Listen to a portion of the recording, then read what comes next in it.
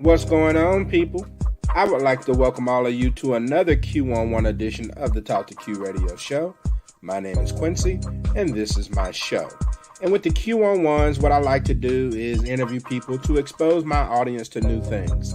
I talk to authors, entrepreneurs, entertainers, counselors, other podcasters, and sometimes just your everyday person who just has something to say about a particular topic. So it's an opportunity for you to get to know these people up and close and learn their story. What sparked the passion to choose a certain career, or what inspired them to write that book? Or why is this person so opinionated about a particular topic? So just sit back and enjoy the show, and please be encouraged to share. A lot of my guests, much like myself, kind of do their thing by word of mouth. So the more that you share, like, or comment on a social media post, then the more you can help me grow the show. And it also gives more support to the people that I bring on the show who are looking to get their services, products, and talents out to the masses. So without further ado, let's get to the interview. All right, everyone. I want to thank you for joining the show. And, you know, technology is awesome. Anyone who knows me knows that I love my electronic gadgets. However, what have these devices of entertainment and convenience done to us as a society? How is it that we find ourselves at times shunning our responsibilities and priorities just so we can watch one more YouTube video or scroll a little longer on Instagram? Well, my guest may have some insights into all of that. He once spent 5 days in North Korea, hitchhiked across Kazakhstan, and spent 3 weeks in the woods of Tasmania. Why? I have no idea, but I'm going to ask him. He's the CEO of the social podcasting at Syncifyfm, residing in England. Please welcome Mr. Sam Harris to the Talk to Q radio show. Sam, how's it going? That's great. It's a lovely introduction. Thanks, Q. All right. I appreciate you taking the time. Now, I'll be honest. I don't know where to start with you. I mean, you've done so much in your life, and I guess I'll start with what I mentioned in the introduction, the trip to North Korea, Kazakhstan, and Tasmania. Yeah. I mean, sure. What was that all about? How'd that come about? I guess just opportunistically curious to just try different things. So they were all actually in the space of the same year, thereabouts. And the first one was the Hitchhiker across Kazakhstan. I was launching a company in Hong Kong. And I was like, oh, I'm going to have to be serious and stop doing all this like stupid travel things if I'm running this business. So on the way there, I realized that before like we took our funding, I had like a few weeks window, and I could take the plane straight to Hong Kong, or I could take a plane to one side of Kazakhstan, hitchhike across it, and then take the plane to Hong Kong afterwards. And was like, well, it costs less money and it's going to be really fun. And I get to like, I don't know, see what the hell's going on there. I've never really been to Kazakhstan and been that part of the world. So I did that. And then the company that I started in Hong Kong kind of failed. And so I had some time to myself whilst on the other side of the world and was in Asia and things. And so I've been reading about North Korea and stuff. And I was like, oh, I'm close. Let's work out if I can get there. Worked out that you can get there and it wasn't too difficult. And yeah, so I booked that out. And you still had to like wait like 6 months for like all the visas and things. And that's sort of still in the area. So I went down to Australia for a while to see my sister, but I was near Tasmania and made some other friends that were going to this sort of hippie festival thing, and was like, yeah, I'll go live in the woods for 3 weeks without any technology with you guys. So just being really random, I guess. And I like when you have like two opportunities in front of you and one's like a really stupidly interesting thing to have said you've done versus, well, it's a bit easier for me to do this other thing. I try and always optimize for like the more interesting story, as in, well, same like if someone like pulled up on the side of the road and like, so yeah, you could like get in this car and go do some crazy shit, or you can just sort of carry on with your day because you're about to just go home because you've done your shopping. It's like, well, yeah, I've got my shopping, I want to do this thing, but actually someone's going to take you out like on a night of gambling you've never met or something. It's just really stupid. Like just do the stupid things sometimes and just be adventurous. Wasn't the best example, but you know what I mean? As in, life's kind of short, you may as well have fun. Yeah, and you've definitely done that. I mean, you've done things from climbing the Matterhorn, which is a very dangerous mountain, and you've done stand-up comedy. And we all know that being in front of people is also kind of scary. Have you always Yes. had the type of mindset to be adventurous? I mean, because you've done things that have been relatively dangerous. You've almost died a few times. Yeah, well, I mean, I was really shy as a child, so the whole like standing up in front of people talking, I was not good at. So I think at 16, we have like your English exams, and one of them you have to give a speech, and like I pretended to have lost my actual speech prompts, so that I could just sit down halfway through and just stop talking because I was just like murdering it so badly and was so like, embarrassed in the entire process. Um, so I wasn't necessarily always good at doing things completely out of my comfort zone, but I've always been very bored within my comfort zone. So whatever I am good at, I've never been too interested in. I've always wanted to push it a little bit. I've just got better at pushing it more and more to the point where it's like I kind of like being out of my depth quite a lot. And the more time you spend out of your depth, what your depth is kind of rises. So you have to keep on going further and further, I guess. So yeah, yes and no in answer to that. I mean, so at what age did that kind of click for you to start uh, taking more chances? Well, I mean, I was always taking chances.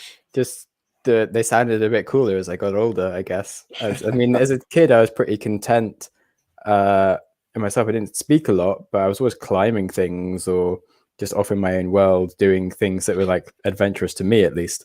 Uh, so yeah, I was kind of always doing it. But then I guess when I was 18, I had like a gap year, which is after you finish college, you can then have a year off to travel the world and things before you then go to university. So on there, I took a job for a few months to earn some money, and then I took like a one-way ticket to the Caribbean to go like sailing and things, and that was like a bit adventurous. And within the first week, it went completely tits up, and the guy I was with was quite abusive and stuff, and I had to like run away from this boat. And I obviously had the option of like calling my mum and going back home straight away, but I was like, well, that's the last thing I'm going to do. I just sort of had to work it out, and within a week, I'd managed to find like some other jobs on different yachts, and ended up being paid really well to sail around the Caribbean. It was like, oh wait, this really bad thing turned into like this really awesome thing, and I definitely kind of taught me that like when scary bad things happen, it's usually just sticking with it and they become much better. And that certainly happened a few other times, as in later on that year, I was arrested in Paraguay, like illegally speaking, as in they shouldn't have arrested me. But at the time, you know, you're in jail being like, oh God, this is the worst thing that could be happening. And then I kind of stuck to my guns of being like, I really haven't done anything wrong. And like, sort of, I think like 4 hours later, I was finally let out of prison. And it went from being like, okay, this is the worst situation, I have no idea how I'm going to get out of this, to being like, oh, that's completely fine, nothing really went wrong. And you're like, okay, things can be really, really bad, but you still sort of somehow get out of them. And it kind of felt a bit like I'd fallen off like a skyscraper, but then like just bounced off the floor or something and like was completely fine. And you just sort of stop being quite so scared about things, I guess, when that happens. So I think that probably did push me to be a bit more adventurous than I was as a kid. And that exposed you to a lot. I mean, you've seen so much in your young life, and I don't know if your adventures allow you to be more creative, I guess, because of the nature of what you do, as far as, you know, spending time alone or taking a hike through the woods, climbing the mountain, or something of that nature. Mm. You know, a lot of us stunt our own creativity due to distractions, and technology is a huge distraction. And you did a talk once about mindless behavior. I think the name of Mm. the speech was the genius you need to listen to is yourself. You Yeah. spoke about how people can't even go 10 minutes on the toilet without pulling out their phones. I mean, so Mm. why do you think that we can no longer spend time with our own thoughts anymore these days?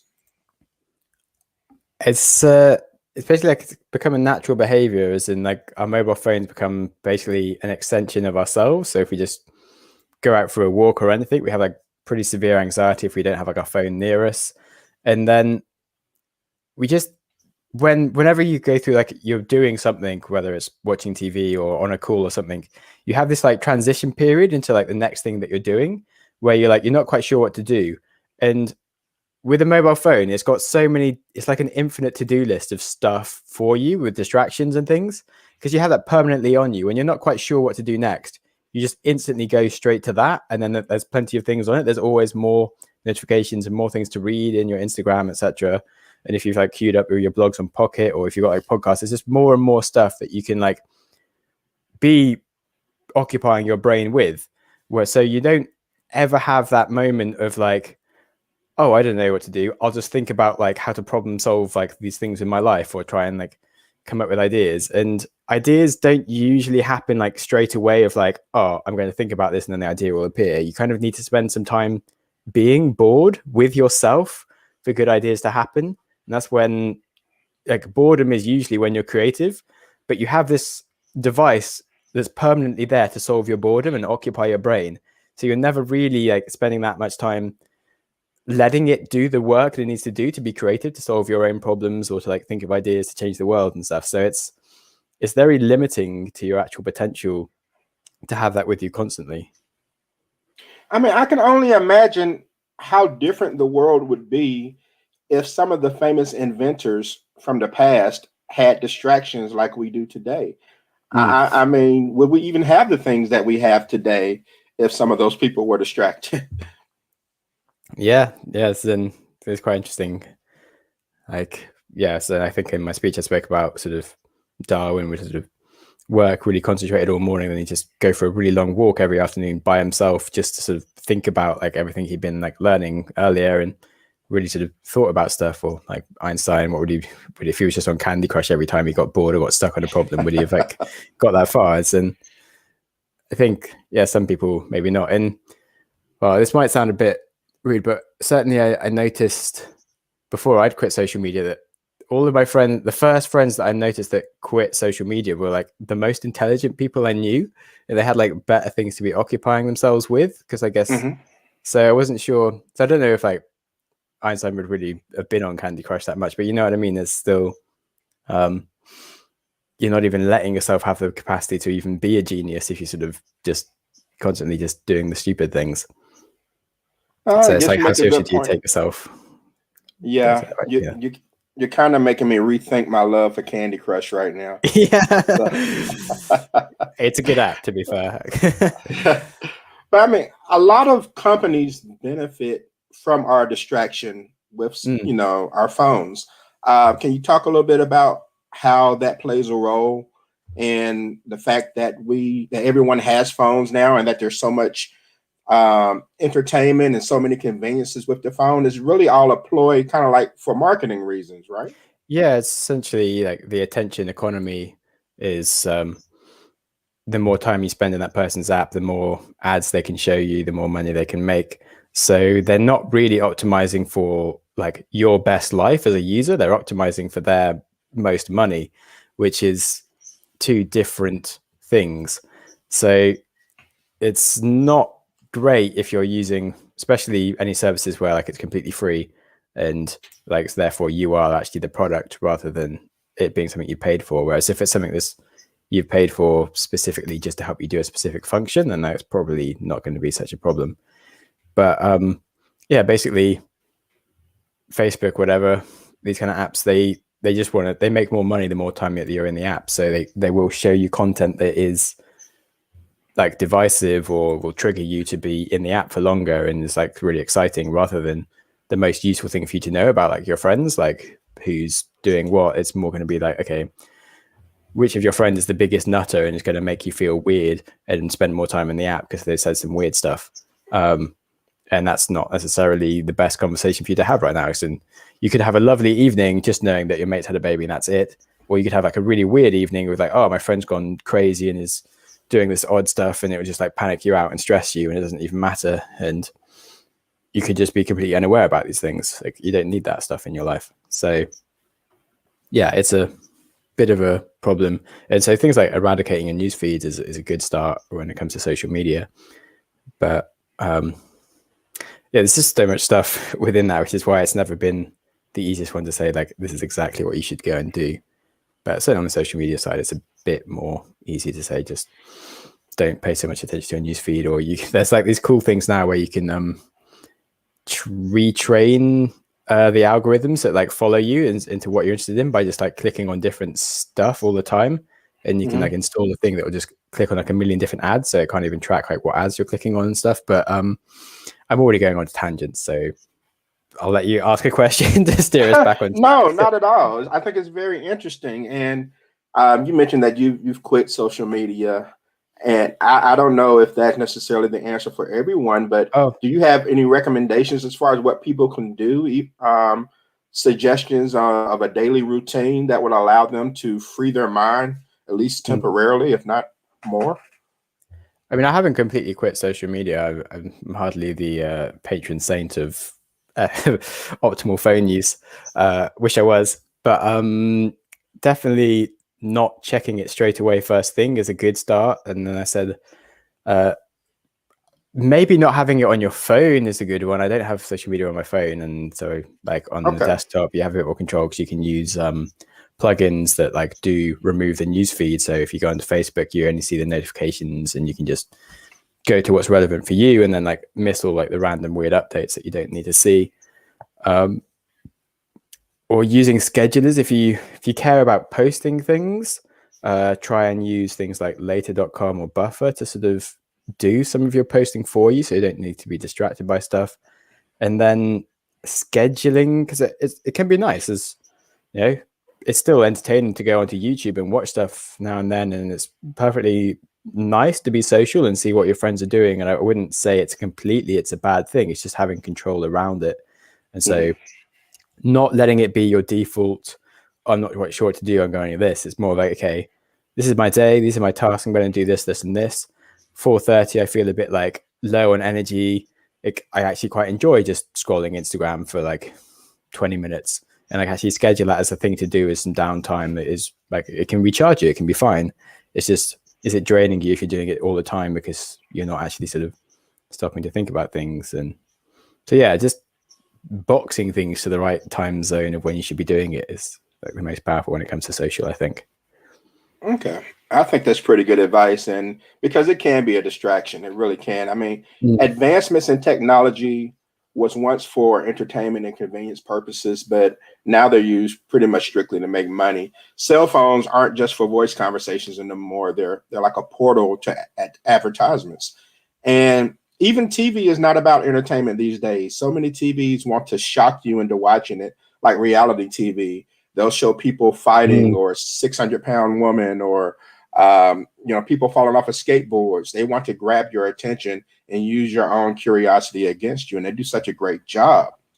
And one of the reasons I created my podcast is to give people exposure to new things and not to tell them that my way is right or maybe my guest, what they're saying is right, but to allow them to hear a different perspective and give them an opportunity to make their own decisions.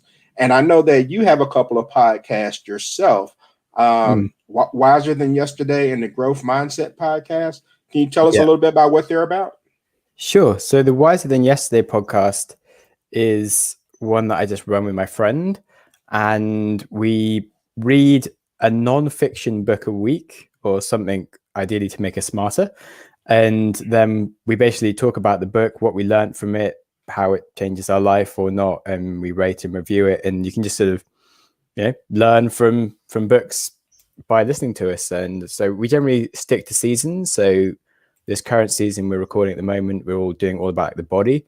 Like we've read the books about like metabolism, how to breathe properly, how to live forever, that kind of stuff. Before we've done books on like a series on philosophy. We did a series on like racism, and just like trying to stick to like different areas that you can kind of become a bit more of an expert in if you listen to each season that we do, and feel a bit more knowledgeable. So be a bit wiser than yesterday. And then the Growth Mindset podcast is just a fun project where I try and find really inspiring people and interview them about their journeys and their life lessons.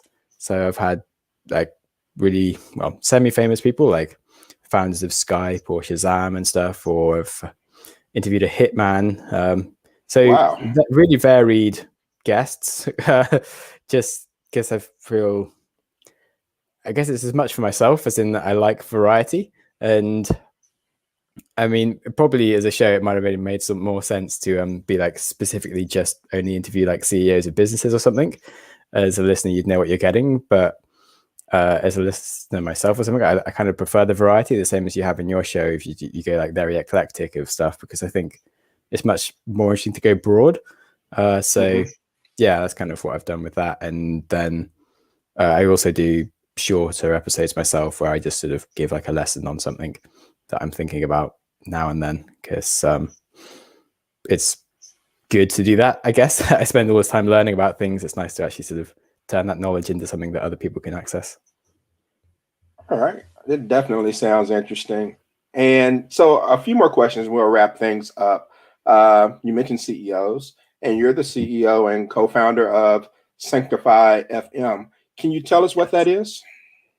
Sure, I can. It's a new social media app. Having spoken about how much I hate social media, hilarious. Where we're trying to change the nature of social media. So instead of talking about yourself and things on normal social media, it's more about the media. You're talking about that. So the media isn't you. It's you're having conversations around media that you enjoy. So kind of like with the Wiser Than Yesterday podcast, where I talk about books with my co-host, is it allows people to connect over podcasts and just talk about the podcast that they enjoy. And so it's a social app where you can find your friends, but then you get to listen to podcasts, so you can listen together, or you can see what your friends have been listening to and like chat with them. And like the show hosts hypothetically will be on there. So Q, you've got a login now. So if you have any like comments on any of the episodes, you can just sort of chat there, and like you can actually sort of talk to the host, which is really nice, and I think makes it a bit more interesting. And yeah, it's just a nice place to kind of just be yourself, where you don't have to think about like how you're performing. You can just sort of get engaged with what you're interested in, whatever that may be, find other people, find your friends, and just like a more natural way. And then I guess the other side was that I just found that when I'm listening to podcasts, I don't always know what to listen to or what's good. And if you've got your friends in the app and they can tell you what they're enjoying, it's like suddenly it's so much easier to discover stuff. So I find that really useful for discovery. And yeah, it's nice. I quite like it, which is convenient because I've bloody built it. It'd be a bit crap if I didn't like it. But yeah, I'm enjoying the app, and I think other people would too. And what inspired you to create it? So part of why I started the Wiser Than Yesterday podcast was, again, just learning. I found I learn a lot more when I talk about things. So I love listening to podcasts for learning and finding out about stuff. But it's like it's a one-way route of information. It's like something goes into my brain and I have nothing to do with it. Like it just kind of gets forgotten. And I can listen to sort of 5 episodes in a day sometimes if I go on a long run or a walk, but I can't even remember half of what I listened to. And it seems a bit almost pointless when I start thinking about it. Whereas if you're able to talk with people, that's then taking the information that's gone in, and then you have to think about it and then work out how to sort of put that information out and like explain what your thoughts were and stuff. And so that's actually, it's a really important part of the learning process, is being able to explain what you know. So partly to learn better yourself, and then secondly, you get to see what other people's opinions are on things, which teaches you even more, because she gives you like a more diverse set of opinions on like the singular focus of subject that you were on. So that's good. And then also just discovery is nice, as I mentioned, and then being social, because I don't enjoy social media that much. I don't like talking about myself or like constantly trying to portray how I am, and like it just, you can spend too much time thinking about how you're coming across, which I don't think is really that healthy, and you kind of worrying about stuff. Whereas it's nice to just spend time with my friends naturally being me. And that's what I miss. And that's what I want my phone to give me, but it doesn't really give me with current social media. So I wanted to create a place where I can actually stay connected with my friends and talk to them about things, but in like a more natural way. And so, yeah, those are the main areas that I wanted to be solving. And was like, cool, I listen to podcasts a lot. Why not? Why can't my friends be here? And why can't we just be normal? And so that's where the idea came from. Well, I think it's really interesting, and I look forward to you using it more in the future. I mean, I've enjoyed the interactions so far. I've met a few people already. And where can people find your podcast? Where can they get on board with Syncify and even connect with you on social media? Sure. So your Syncify.fm is the URL for the company Syncify. So if you go there, you can create a login, you can use the download app links and get involved. And then you can find me. I think my username is just Sam. So you can follow me there and tag me in an episode or anything. You can find all of my podcasts in Syncify as well, because they're under my profile, the same as with Q.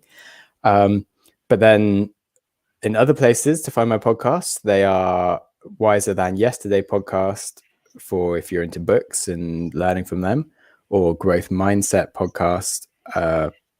Again, you can find the website or in any decent podcast player, although Syncify is probably a better one if you want to use that one. Something else. Oh yeah, then my social medias. So I mean, I have LinkedIn, so maybe if you type Sam Harris Syncify, you'd find me. Then Instagram, Sam Jam Harris, which is a name that I have just because my sister calls me Sam Jam. There we go. And I like making music, so it kind of made sense. Okay. So I have that one. I mean, I might not message you back very instantly on social media, but I post occasionally and log in occasionally. So yeah, it'll get to me eventually. All right. Well, look, Sam, I truly appreciate you taking the time to join the Q-on-1 podcast edition of the Talk to Q radio show. I'll be sure to have links to your podcast and Syncify as well on my website, so people can have easy access to find it. And I truly hope that we can do this again someday. I mean, you're such an interesting person. There's so much we could talk about. Just me being curious about some of your world travels and things of that nature. I mean, you've mentioned Paraguay and my goodness, and just North Korea, just all over the world. And so hopefully we can try to schedule some time in the future and talk a little more. Yeah, I'm happy to debate. I mean, I've been reading a lot of philosophy, as you know, so I'm always up for like a debate on like the future of the world, AI, I don't know. Okay. Live a good life, these things. Yeah, that'd be great fun. Right. Cool. We can do that. We can definitely do that. So if you can hang backstage for me for a moment, I'll go ahead and shut down the show. Thanks. All right. And I appreciate Sam for joining us. And that's going to do it, people. Be sure to find me on Facebook by searching for Talk to Q, and enjoy the rest of your day. All right.